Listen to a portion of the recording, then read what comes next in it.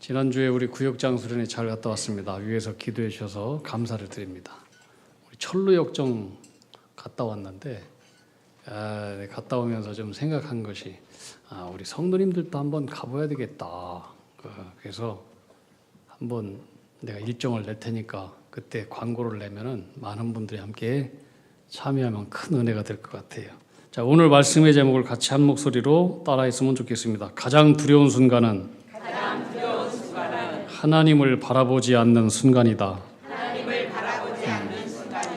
어떤 유치원 꼬마아이가 엄마에게 물었답니다. 엄마, 내 친구 엄마가 어제 갑자기 죽었는데 하나님은 왜 친구 엄마를 일찍 죽게 하셨어요? 이 아이의 질문에 엄마가 대답할 내용이 궁색해서 네 친구 엄마가 착하셔서 일찍 데려가셨단다. 그랬더니 이 꼬마아이가 하는 소리가 저녁에 이제 기도해요. 하나님, 나 절대로 착한 아이로 살지 않겠어요. 어떻게 하면은 착하지 않게 살죠?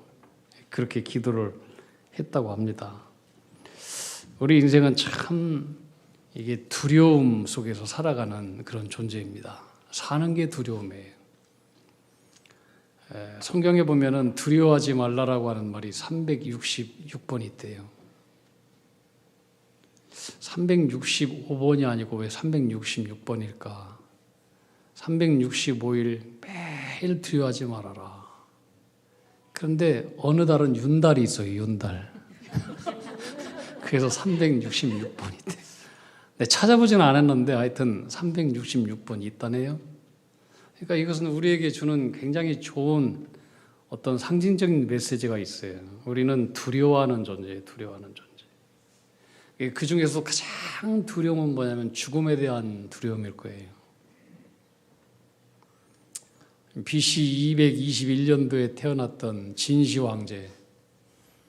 이 사람은 중국의 모든 그 나라를 통합했던 인물인데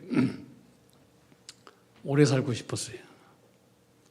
불로불사, 늙지 않고 죽지도 않고. 그게 어디 있어요? 그래서 이 사람은 늙지 않는 약초를 찾기 위해서 1000명의 사람들을 탐색조를 만들어서 늙지 않는 약초를 캐오게 했대요. 일본에도 보내고 뭐 1000명을 그 당시에. 근데 그런 약이 있을까요? 근데 그 약을 만들었대요. 알약으로. 근데 약의 주재료가 뭐냐면 수은이에요. 그때는 수은을 먹으면 죽는 줄을 몰랐어요. 얼굴이 하얘지고 뭐예요.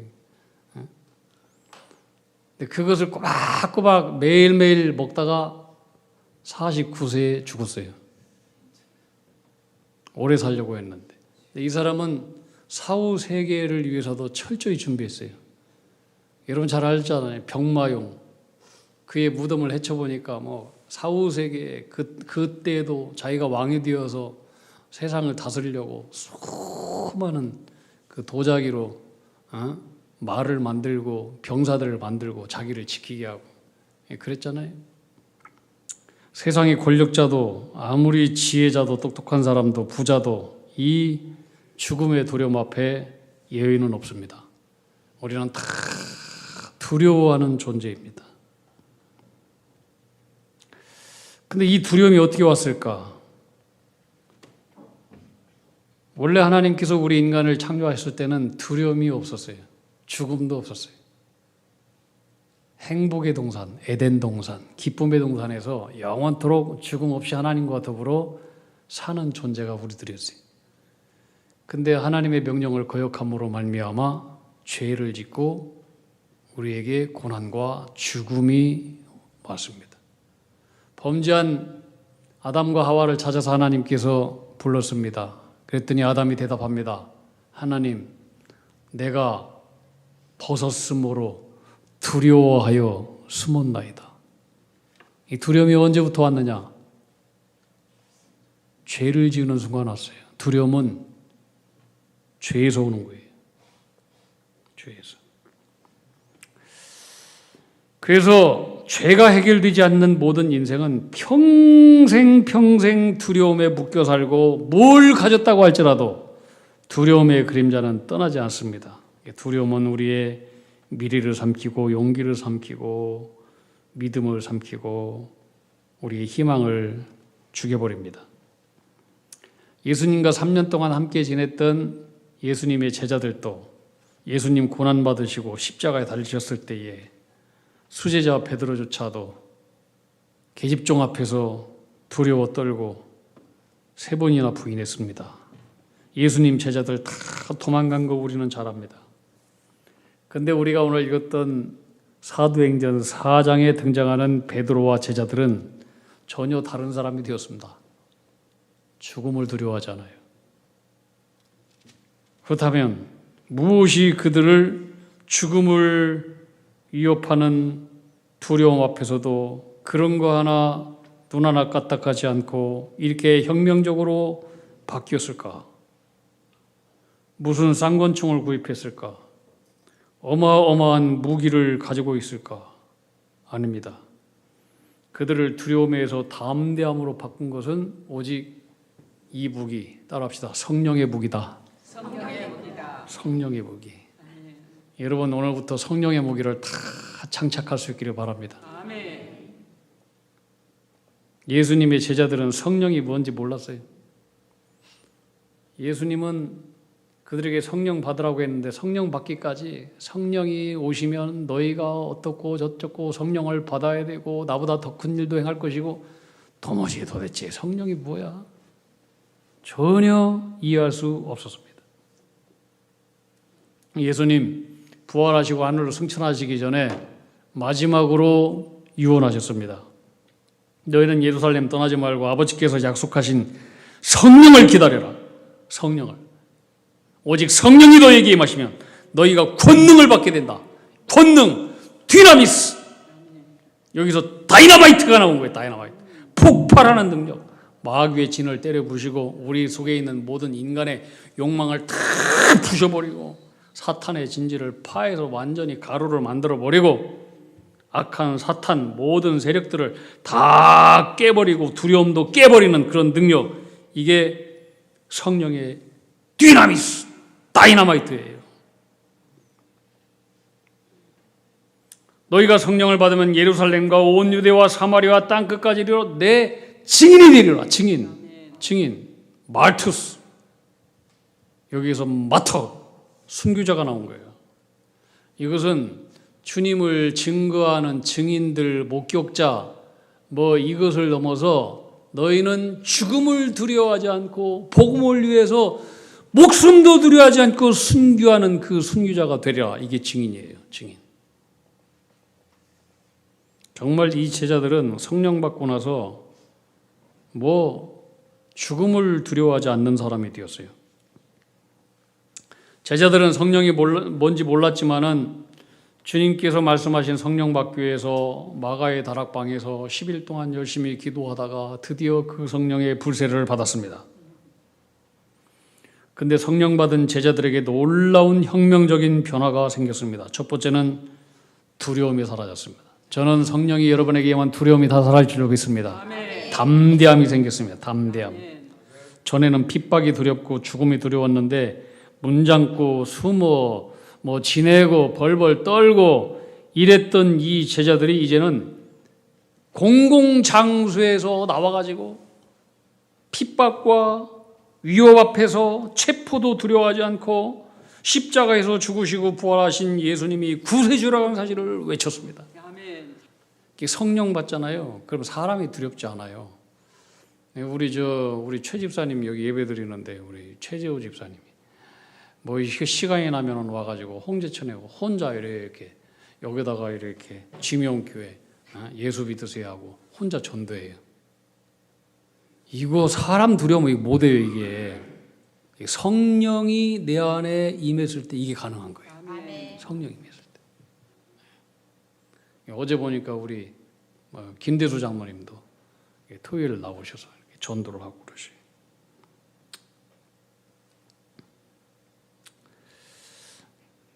두 번째는 사도를 통해서 놀라운 기사와 표적이 나타났습니다. 이게 성령 받은 증거로 나타난 거예요. 기사와 표적.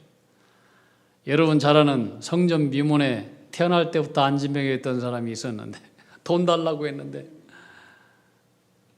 사도 베드로와 요한이 나타나서 내게 금과 은은 없지만 나에게 있는 예수의 이름을 너에게 주노라. 일어나 걸어라. 일어나가지고 다리가 찢어지고 온몸이 다 찢어지면서 걷고 뛰고 하나님을 찬양하고 이 놀라운 기사와 표적이 나타났는데 예루살렘에 이 사람이 거지인 것을 다 아는 사람들이 놀래 자빠졌어요. 성령의 역사가 우리 가운데 충만히 임하면은 우리의 모든 삶을 통해서 기사와 표적이 나타나게 되는 겁니다. 세 번째 변화는 무지함에서 지혜로움으로 변화되었습니다. 이전에 예수님과 3년 동안 동행하면서도 제자들은 예수님의 말씀을 이해하지를 못했습니다. 졸고 떠들고 무슨 말을 하는 거야 뭐 헛소리 많이 했습니다. 근데 지혜의 성령님이 오시니까 주님의 구속사역을 다 명확하게 깨닫게 되었고 예전에 말씀하셨던 주님의 말씀이 다 굿을 깨듯이 꿰지게 되었습니다. 성령이 역사가 여러분 가운데 임하시면 하나님의 말씀이 들리게 되는 거예요. 들리게 되는 거예요. 구속의 역사가 다 깨달아져요. 하나님의 역사가. 네 번째 변화는 이 제자들이 이기심에서 공동체 의식으로 변화되었습니다. 예전에 제자들은 예수님 고난당하러 가실 때에 누가 더 큰 사람이 되느냐, 예수님 곁에 예수님 예루살렘에 올라가면 누가 좌의정 우의정 누가 우편에 있느냐, 누가 높은 자리 가지고 다투었습니다. 근데 성령 받고 난 이후에 이 제자들은 누가 더 섬기는 거냐, 섬기는 것이 가장 높은 것임을 알고 서로 한 마음이 되어서 그렇게 한 뜻이 되어서 섬김으로 그들은 내려갔습니다. 이게 성령의 역사예요. 다섯 번째 변화는 이들의 가치관이 변화가 되었습니다. 전에는 소유가 가장 우선순위였습니다. 지금은 그것이 우선순위가 아닙니다. 그것은 차선책이고 저 멀리 가 있습니다. 가장 첫 번째 우선순위는 복음이었고 예수였습니다. 예수가 그들의 가장 중요한 삶의 우선의 가치로 바뀌어졌습니다. 그래서 자신의 소유를 팔아서 각 필요한 사람에 나눠주고 날마다 마음을 같이하여 예배를 드리고 하나님을 찬양하고 구원받는 사람의 숫자가 늘어났다고 했습니다. 자, 그런데 여러분, 성령의 역사가 이렇게 충만하면은 모든 것이 다 잘 되느냐? 그렇지 않습니다. 따라서 성령의 역사가 충만하면 악령의 역사도 대단하다. 이것은 수학적인 공식과 마찬가지입니다. 이게 영적인 공식이에요. 영적인 공식. 반드시 기억해야 돼요. 여러분이 은혜 받고 말씀대로 살려고 하고 성령이 충만하고 전도하고 믿음대로 살려고 작정하고 기도하고 그럼 반드시 거기에는 방해자인 악령의 역사도 충만하다는 걸 아셔야 됩니다. 말씀 들었잖아요. 예수님 공생에 시작하려고 40일 금식 기도했는데 딱 마귀가 알고 예수님 시험했잖아요. 성령 충만한 예수님을. 초대교회가 성령 충만하지 않고 복음 전하지 않고 주님 말씀대로 증인의 사명에 순종하지 않았다. 마귀의 역사는 없습니다. 편안합니다. 편안해요.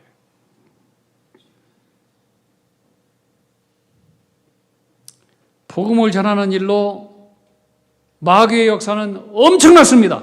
교회는 핍박을 받고 베드로와 사도는 옥에 갇혔습니다. 여러분, 복음이 뭡니까? 복음이 당신은 예수 믿으면 성공하고 진급하고 잘되고 복받고 뭐 출세하고 만사형통하고 천국 가고, 복음이 이런 말씀이라면 왜 핍박이 옵니까? 왜 핍박이 와요? 복음이란 마귀의 진지를 때려 부시는 거예요. 마귀의 역사를 몰아내는 거예요. 마귀의 권세 아래 붙들려 있는 죄와 저주 아래 끌려가는 사람을 구원하는 거예요. 마귀가 야, 참 너 잘한다. 꽃다발 주면서 환영하고 박수 치면서 우리가 하는 일을 환영할까요?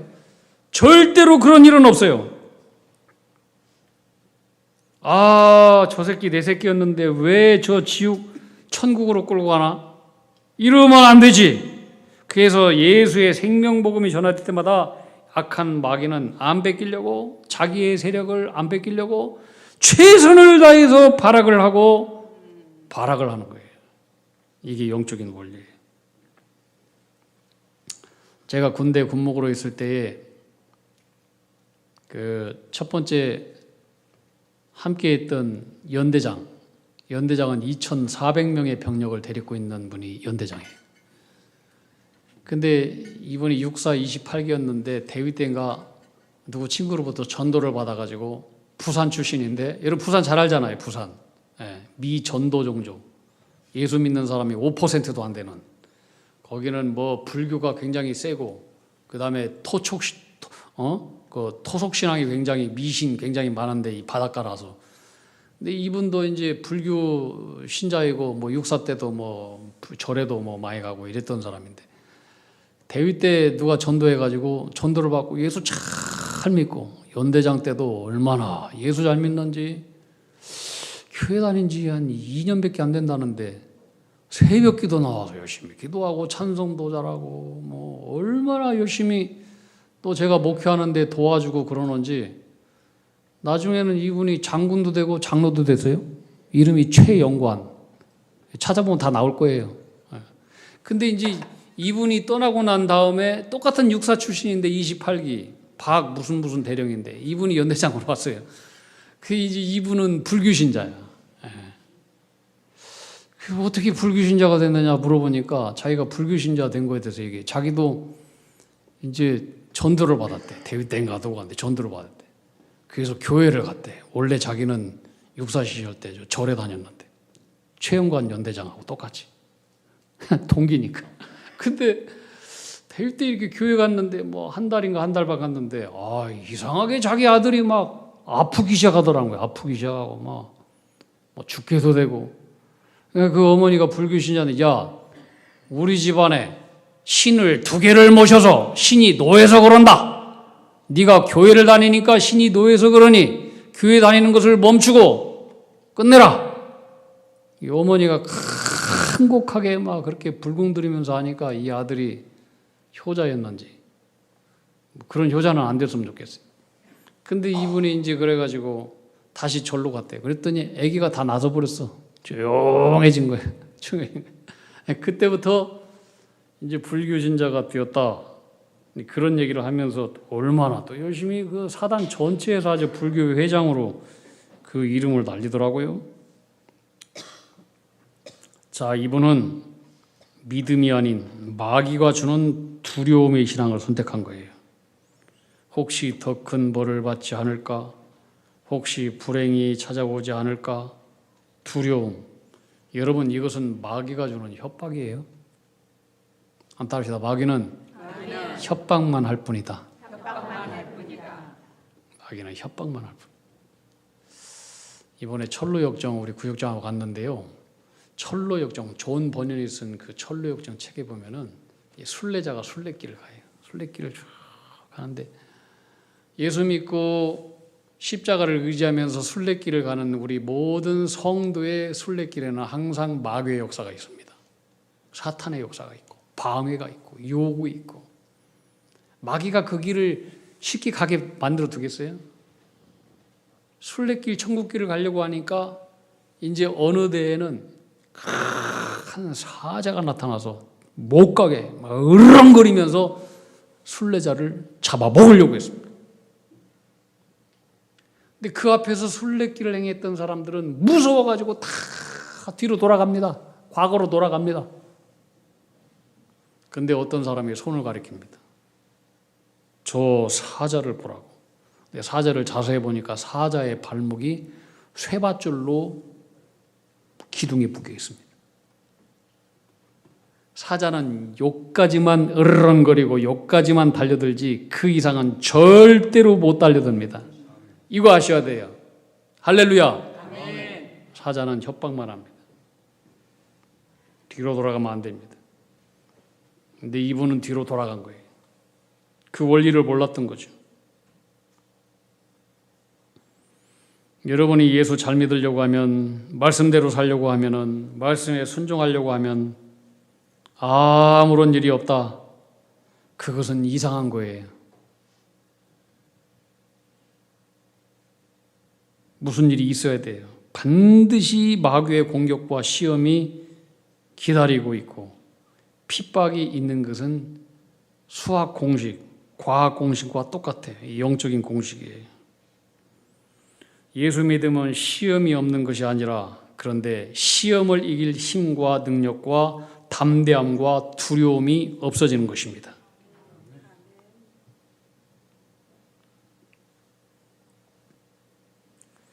두려움을 이기는 믿음은 보이는 상황이 아니고 환경도 아니고 문제도 아니고 두려움을 이기는 믿음은 시선의 문제입니다.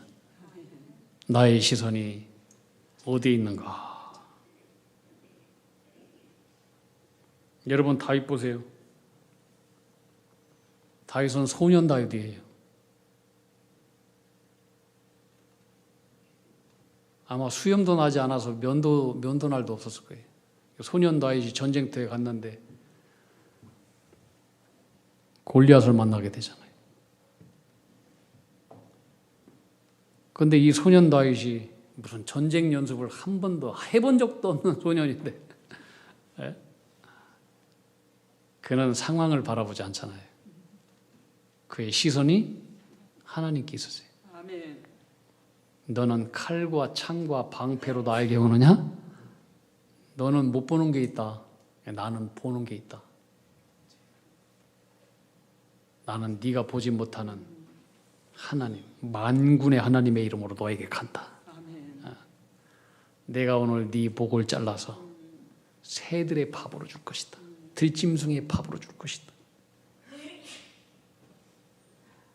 여러분 두려움은 마귀가 주는 것입니다. 성령의 역사가 아닙니다. 성령의 역사는 담대함과 용기와 평안인 것입니다. 아멘. 복음을 전하다가 이 베드로와 요한은 감옥에 갇혔습니다. 그리고 다음 날 사내들인 공회 앞에 섰습니다. 사내들인 공회는 사람을 죽이는 것까지 재판할 수 있는 당시 유대 나라의 종교와 정치를 통합한 최고의 권력 기관이었습니다. 예수님도 여기서 사형 선고를 받았습니다. 그 무서운 연장에 베드로와 요한이 서 있습니다. 두려웠을 겁니다. 근데 이들은 두려움이 없습니다. 이유는 그들의 시선은 사람이 아닙니다. 71명의 사내들인 공의가 아닙니다. 그들의 시선은 오직 우편에, 하나님 우편에 계신 주님이셨습니다. 예수님 우리에게 말씀하십니다.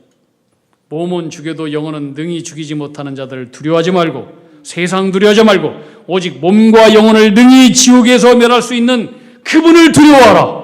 예.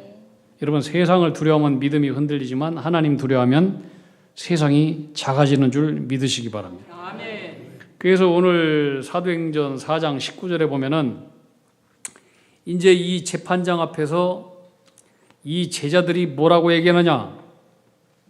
이 사내들인 공의가 제자들에게 뭐라고 하느냐? 앞으로 더 이상 너희들은 예수의 이름으로 전하지도 말고 말하지도 말고 가르치지도 말고 그 위협을 합니다. 위협. 그때 베드로가 성령 충만해서 이렇게 얘기합니다. 나는 하나님 앞에 서 있다. 따라합시다. 나는 하나님 앞에 서 있다. 나는 하나님 앞에 서 있다. 그러므로 내가 하나님 앞에 서 있는데 하나님 앞에서 너희 말을 듣는 것이 옳으냐 아니면 하나님의 말씀을 듣는 것이 옳으냐 니들이 스스로 판단해봐라. 이야 기가 하나도 죽지 않고 뭐 말도 크게 하지 않았을 거예요. 나는 하나님 앞에 서 있다. 너희 말 듣는 것이 옳으냐 하나님 말씀 듣는 것이 옳으냐 니들이 한번 스스로 판단해봐라. 베드로와 요한이 본 것은 공회 71명의 무시무시한 재판관들이 아니라 하늘 보좌에 계신 더 큰 하나님을 보았던 것입니다. 아멘. 여러분 이것이 성령의 능력이에요. 아멘. 저는 여러분들이 이런 능력을 다 가지게 되기를 축복합니다. 아멘. 2015년도에 우리 교회에서 필리핀 단기 선교를 갔다 왔는데 3일째 되는 날 마닐라 도시 변두리에 위치한 아렌다 빈민촌 쓰레기 마을이 있어요. 옛날에 우리 여기 난지도와 똑같은 곳이. 그 쓰레기장 옆에서 사람들이 천막을 치고 판자촌을 짓고 거기서 더러운 것 먹고 살아가는데 가장 가난하고 낮은 사람들이 거기 살아. 근데 막 한강처럼 똑같아. 거기도 막 한강 비슷한 곳이 있어가지고 그 옆에다가 집을 짓고 사는데 비가 내리면은 완전히 그 사람 다 떼내려가 다 죽어버려요. 쓰레기 시체들이 우글거리고 벌레와 모기떼가 우글거리는, 사람이 도무지 살 수 없는 지옥 같은 곳에서 살아가는데, 그 아렌다 쓰레기 마을에서 어린이 사역을 하는 한 선교사가 있었어요.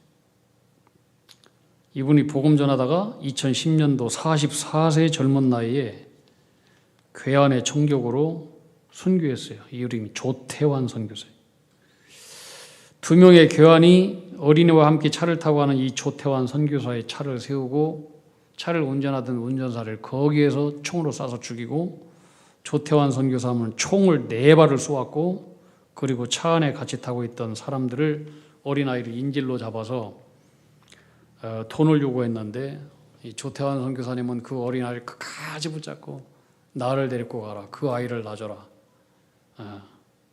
그랬더니 이 괴한이 개머리판으로 이 선교사님의 머리를 치고 총으로 또 쏘아서 죽었습니다. 그 자리에서 순교했습니다. 근데 놀라운 사실은 남편이 죽은 그 피해 자리에서 그의 부인 오순옥 사모님이 그 자리를 계속 지키면서 선교를 이어가고 있었습니다. 이 이야기가 2013년도 영화로 제작됐어요. 소명, 하늘의 별, 이런 제목으로 CGV에서 상영이 됐었는데, 이 영화를 만든 분이 이게 이 부인 오순옥 선교사님에게 이렇게 물어봤습니다. 당신의 남편이 이곳에서 죽었는데 이곳이 두렵지 않습니까? 그때 이분이 이렇게 대답합니다. 처음에는 두려웠습니다. 그런데 지금 두렵지 않습니다. 하나님이 내 아버지이신데 내가 뭘 두려워하겠습니까? 하나님 앞에 내가 있는데 뭐가 두렵겠습니까? 그리고 죽으면 영광스러운 하나님 아버지 집으로 갈 것인데 얼마나 좋은 일입니까? 여러분, 이것이 하나님 앞에서의 신앙입니다. 코람데오의 신앙. 코람데오. 하나님 앞에서. 여러분, 누구든지 그곳에 서 있는 사람은 세상의 모든 두려움은 다 사라지게 될 줄로 믿습니다. 아멘. 하나님 앞에서. 아멘. 항상 그곳에 서 있는 우리들의 신앙이 되기를 주님의 이름으로 축복합니다. 아멘. 종교개혁자 마틴 루터, 지난주에 종교개혁 주일이었어요. 1517년도에 종교개혁자 마틴 루터가 무시무시한 로마의 교황권에 대항해서 비텐베르그 도시에 있는 그 교회 정문에다가 95개의 교황의 잘못된 것 면죄부 판매하고 성경적으로 잘못된 모순된 내용들을 하나 반박하면서 써붙였습니다. 이것이 종교개혁의 첫 출발이 되었습니다. 엄청난 반향을 일으켰습니다. 그때 이제 독일의 카를 5세 황제가 교황의 사주를 받아가지고 교황을 소환을 했습니다. 보름스라고 하는 도시에 회의를 열었는데 거기 와라. 가는 날 죽습니다. 그래서 마틴 루터를 사랑하는 많은 사람들이 못 가게 했습니다. 거기 가면 죽는다. 테러 당한다. 어떻게 사라질지 모른다. 그 당시에 로마 교황권의 그 권위는 세상의 모든 황제 위에 있었습니다. 로마 교황의 말이 법입니다. 황제도 죽일 수 있습니다. 근데 거기에 당해서 일개 한 성직자가 그 무슨 힘이 있어가지고 이건 마치 바위에다가 계란을 던지는 겁니다. 근데 믿음은 바위에 계란을 던지는 것이 믿음인 것입니다. 모든 사람의 반대를 무릅쓰고 갔습니다. 그때 거기에 모여있는 교황이 보낸 수많은 사자들 사람들과 카를 5세 황제가 그 자리에 있습니다. 보름수 회의에서 황제가 얘기합니다. 루터, 네가 지금까지 지정했던 모든 내용을 다 취소하라. 그때 마틴 루터가 유명한 얘기를 했습니다. 주여, 내가 하나님 앞에 서 있습니다. 나는 그 어떤 것도 취소할 수 없습니다. 내 양심이 하나님 앞에 있습니다.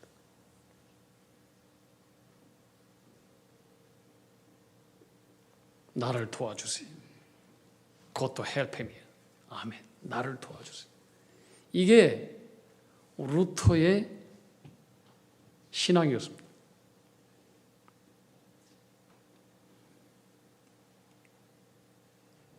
그때 이 칼 5세가 선고합니다.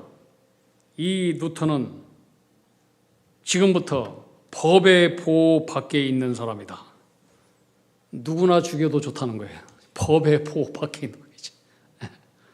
죽여도 좋고 뭘 해도 좋고 마음대로 해도 좋다. 응? 이게 사탄이 하는 것입니다. 여러분, 우리 앞에 무엇이 크게 보입니까? 세상이 보입니까? 사람이 크게 보입니까? 여러 삶의 문제가 크게 보입니까? 어떤 문제거리들이 크게 보입니까? 그러나 우리의 인생은 하나님의 계획과 하나님의 손 안에 있다는 것을 분명히 기억하십시오. 아멘. 여러분은 안 죽습니다. 하나님의 손 안에 우리가 있습니다. 아멘. 하나님의 큰 손 안에 아멘. 우리가 있습니다. 하나님 앞에서는 어떤 두려움도 없습니다. 그러므로 우리 모두 하나님 앞에 서야 됩니다. 아멘. 세상에서 가장 두려운 순간은 하나님을 바라보지 못하는 순간인 것입니다. 그러나 하나님을 바라보는 눈이 뜨이면 위험한 자리, 편안한 자리가 다 달라 보입니다. 초대교회 성도들 바로 이렇게 하나님 앞에서 이 신앙으로 모든 것을 이기고 세상을 이기고 사명을 다했습니다. 소명의 길을 걸어갔습니다.